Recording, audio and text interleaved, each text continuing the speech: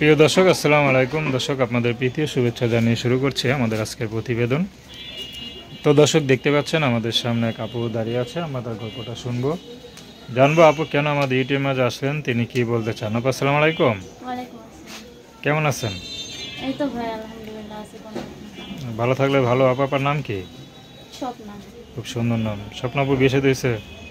না ভাই, বিয়ে শাদী হইলে কি আর প্রতিবেদন আইতাম? আচ্ছা, এখনো ঘর সংসার শুরু করেন নাই? জি না। আচ্ছা, কি করেন? এই তো ভাই সেলাই মেশিনের কাম করি।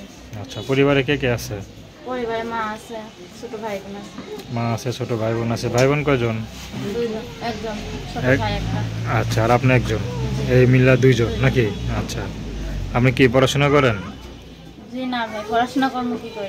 টাকা পয়সা লাগবে পড়াশোনা করতে গেলে। কি বলেন, এত বয়স? আজকাল টাকা ছাড়া কিছুই হয় না। তা তো অবশ্যই। তো মা কোনো কাজ বাজ করে না? না, এই অসুস্থ মা, কাজে যাইতে পারে না। কি করবো, মা নিজে কাম করে খাওয়াই। আচ্ছা আচ্ছা, কি কাজ করেন আপনি? এই তো ভাই সেলাই মেশিনের কাম করি। আচ্ছা, তা আপনার নিজেরই নাকি?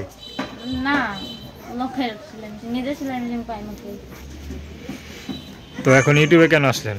ইউটিউবে আইসি ভাই যে মনের মতো একটা মানুষের জন্য, যে আমার পাশে দাঁড়ায়, যে তার লোক কথাবার্তা বইলা বিয়ে সাথে বসে যায় না, আচ্ছা, এই জন্য ঘর সংসার করার কি ইচ্ছা আছে?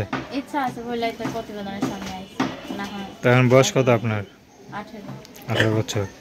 কি মনে হয় এখন আপনার বিয়ে করার উপযুক্ত সময়? জি। আচ্ছা, তা আর দেরি করবেন না। জি না। আপনার মা জানে আপনার যে ইউটিউবে আসছেন? এই তো আম্মু অসুস্থ, হ্যাঁ জানে। কি করবো এখন, প্রতিবেদনের সামনে আইতাম না, অনেক কষ্ট করে আইতে হয়েছে। কারণ একটা মায়া কখনো চায় না যে প্রতিবেদনের সামনে হাজার ছেলেদের লগে দিয়ে কথা বলি।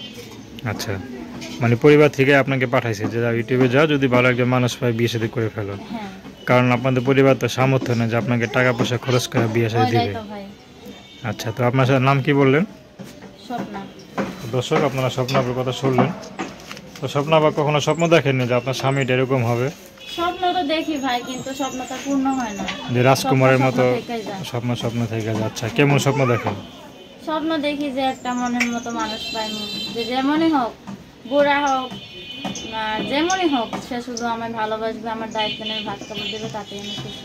আচ্ছা, তো নাম্বারটা হচ্ছে 01790673583। আমি নাম্বারটা আবারও বলছি, 01790673583।